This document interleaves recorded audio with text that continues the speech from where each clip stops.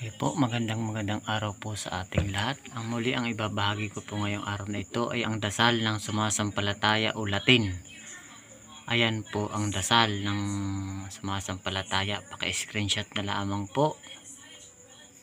Ayan po, Credo in Deum, Patrem omnipotentem, Creatorim caeli et terrae et in Hesum Christum Filium, Eius unicum Dominum nostrum, quae conceptus est de Spiritus Sancto, natus ex Maria Virgini, pasum Poncio Pilato, crucifixus mortuus, et sepultus descendit ad dexteram Dei, Patris omnipotentes indemnitorus, is judicare vivos et mortuos, credo in Spiritum Sanctum, Sanctam Ecclesiam Catholicam, Sanctorum Communem, remissionem peccatorum carnes, resurrectione vitam aeternam.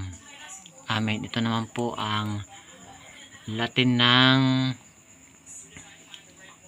Pater Noster o Ama namin. Pater Noster, quae in caelis sancti pestor nomen tuum ad benedignum tuum fit voluntas tua sicut et in terra. Panem nostrum quae dainum danibus hodii et dimiti nobis tibetanos ra, sicut et nos dimitios tibeterobos nostris ducas in tentationem sed amas amalo. Amen. Ito naman po ang Ave Maria o Abago ng Maria. Ave Maria, gratia plena, Dominus tecum benedicta, tu in mulieribus et benedictus fructus ventris tui, Iesus. Santa Maria Mater Dei, ora pro nobis peccatoribus, nunc et hora mortis nostrae. Amen.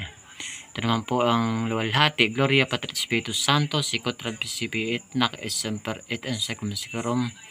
Amen.